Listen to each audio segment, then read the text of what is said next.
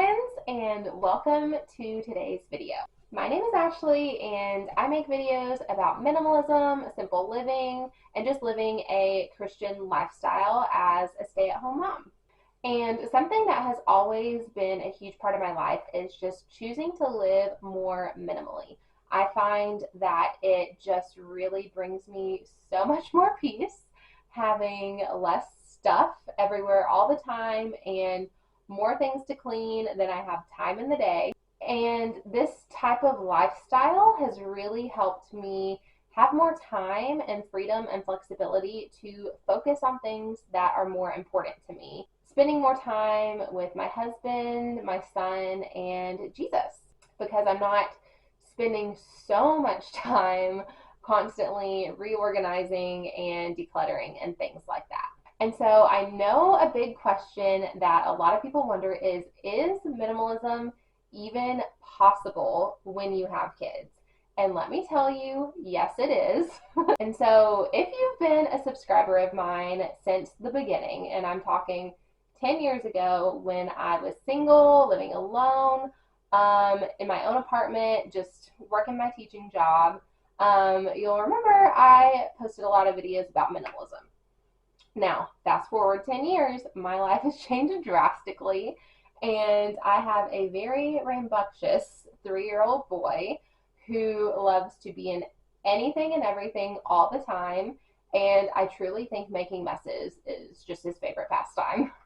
So how is minimalism possible with kids? So in this video, I'm going to be showing you clips of my home so you can get some kind of ideas and just see what that looks like in a real family's life. And I will say this disclaimer. Some people might watch this video and see my house and be like, oh, she's not a minimalism. She has throw pillows, or she has, more than 3 necklaces or whatever. And so I use the term minimalist loosely. I would say more minimalist-ish or leaning more minimal, because I like color, I like decorating, I like just creating a home that feels good to me and serves my family well. And so I'm not out there counting all the objects and making sure like it's as minimal as possible. I'm just choosing to live with less to keep my household more manageable. And so today I'm here to share some tips with you on how you can recreate this in your home. So my first tip is to limit the toys that you have in your home. When kids are overwhelmed with tons and tons of toys everywhere, you may notice that they actually aren't really playing with them, and they'll complain of being bored more often than not.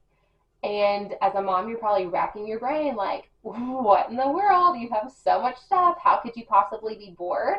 The same way that you and I feel overwhelmed when we see just chaos all over our houses is the same way that they feel on the inside as well. If your kids have tons of toys, they're just as overwhelmed as you are. They have so many choices in front of them, and their little brains just can't process and choose. So when you feel like you are constantly picking up toys, like literally all day long, you know it's time to make a change, because there is so much more to life than cleaning up after your kids all the time. And so when you have less for them to play with, fewer choices actually grants them the freedom to spend more time with the toys that they own and to cherish them more and appreciate them more and have more imaginative play with those items. So a couple things that I like to do, I like to follow the 1 in, 1 out rule. So if my son gets a new toy, whether he receives it as a gift from his grandparents, or I'm like,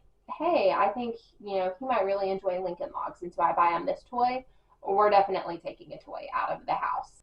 Because it's so easy to accumulate toys, especially as they get older and their developmental needs are changing and things like that. So following the 1 in, 1 out rule is really, really important. Another thing I do is once a month, I go through all of his toys. And this is a lot more manageable when you don't have a whole lot. And I think, has he played with this in the last month? Okay, he hasn't. I'm going to put this aside. So during this monthly declutter, if I find a toy that he hasn't played with in the last month and I just really don't ever see him reaching to, I might put it in my consignment bin. And so when the next consignment sale comes up, I can sell that and make money back and use that to buy him something that is more developmentally appropriate, or a clothing item he needs, or something like that. So we're really doing a lot of recycling in our house. So we live in a 3-bedroom townhouse. We don't have a playroom. And so in our living room, we really don't keep a whole lot of toys. He has his little Hot Wheels racing thing because his favorite thing to play with is cars. And we keep several books downstairs, and then he has 2 little toy baskets. So because of this, our living room never has too bad of a toy explosion. And if it does, if he does go through and dump everything out, which he likes to do because he's a boy, I can clean up the whole living room in less than 5 minutes because there's just not as much there. So my second tip for family minimalism is simplifying everybody's wardrobes. So when you have a simpler wardrobe, you have a lot less laundry to do, because I know you have been there where you have just a mountain of laundry and you're like, oh my goodness, I'm going to have to spend my entire day going and doing all of this laundry and washing it and folding it and putting it away. And then you're like, I've wasted so much time on this. But when you have less clothes, you don't have that issue. And so something that I like to do as well, quarterly, I'll go through my husband and I's clothes and we will look at every single piece. And if we have not worn that, it goes in the donation pile. And so I'll show some clips of my closet here. It's very manageable. My husband and I share this closet, and this is all of our clothes for all seasons. And another great thing about having fewer clothes is we only have things in our closet that we truly love and that we feel good in. And so getting dressed in the morning is not this big, like, overwhelming deal, because we're not trying things on and going, oh, I don't like how this looks, because we love everything in our closet, because we do have less and we really pared down and have only kept the things that we really like.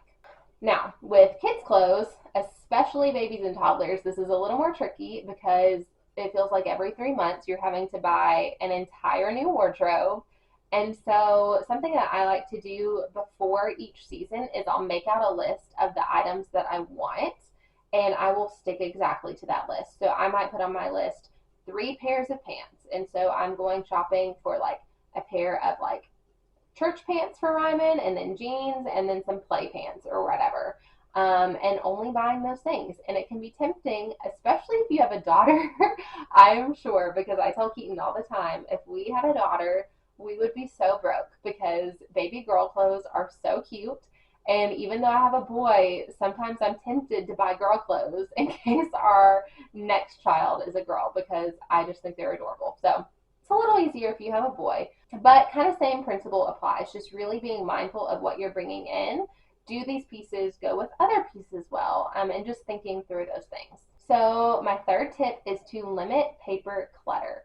So we have a system, whenever mail comes in the house, I have a little envelope thing hanging on the wall on my desk, and we put our mail in there, and I know to immediately sort it that day and then either throw it away or file it away. So I really recommend having different filing systems in different places in your home. For example, in Ryman's room, we have a big tote that says Ryman's Memory Box, and it has files in it for each year of his life. So if he comes home from church or preschool with a cute little piece of art, I can go stick it in that file folder, and it goes in the closet, and it's just not piling up on my counter or wherever else you might leave clutter in your home. So this is really helpful, because I don't know about you, whenever I have just papers everywhere, receipts, doesn't matter what it is, I get so overwhelmed and I just want to throw it all away. And then Keaton's like, Ashley, you can't do that. That might be something important. And so just really having systems in place for the paper clutter that comes into your home is just really helpful in keeping your home feel more calm and peaceful and organized. So the fourth tip is find a simple cleaning routine that works for you.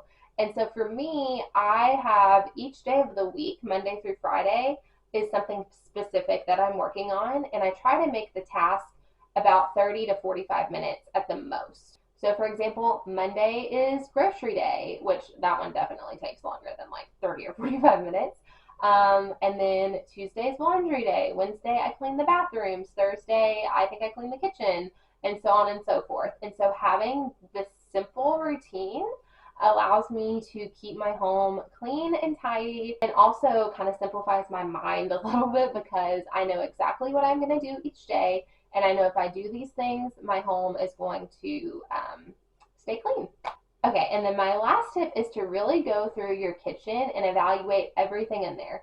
This is definitely a bigger project. I remember a couple months ago, I pulled everything in my cabinets out onto the counter, picked everything up, and said, have I used this in the last 6 months? If I hadn't used it, I probably hadn't used it even longer than 6 months, and so it went in the donation pile. It is so easy to open your kitchen cabinet and just have things falling out on the floor because we have so much. Like, there's air fryers and Instapots and mixers and so many things, and we really don't need all those kitchen gadgets. And more than likely, they're just overwhelming your cabinet. Limit the number of dishes you have. I've seen some families that have one dish per person in their family. We don't do that because we host a lot. I have about 10 people that come over once a month, and so I like to have more dishes for that reason. But I know that works really well for people because when you have one dish per person, you know at the end of your meal, you have to wash it and put it away so that it's ready for the next meal and it's not piling up in your sink. So it's easier to keep your dishes clean when you have less. And so that is another way to help keep a tidy kitchen. So that is it for my tips. So I just wanted to say a couple final thoughts. We live in a society today that is just full of advertisements and encouraging overconsumption. I feel like that's all I see when I open Facebook or Instagram. It's an ad or it's an influencer telling me I need to buy this because this is going to make my life better. So what I'm saying is it really does go against the grain to live a more minimal lifestyle, but the amount of peace that you gain when you choose to live this way and you choose to bring less into your home and less into your life really is so worth it. Minimalism really just makes life feel more manageable because our homes are supposed to be our sanctuary, not feel like a burden. And I feel like that is the case for so many families nowadays. And so I really encourage you to take some time. This is definitely not an overnight thing, but go through your home and purge and declutter, and I guarantee you, you will not regret it. So anyway, I hope that these tips are super helpful and can help you just kind of start to reevaluate the things in your home to make life more peaceful and manageable for you, because as moms, especially if you're a stay-at-home mom like me, you live in your home 24/7, or at least it feels like that. And so having a home that you really love and you love all the things in it and you're not overwhelmed and your kids are not overwhelmed, it's just so worth it. So thank you so much for watching. If you have a video idea of something that you'd like to see me talk about in the future, please comment below. I'll also have a couple other links to my Instagram and our family's candle business and different things like that if you are interested. But other than that, I hope you have a great day, and thank you so much for watching.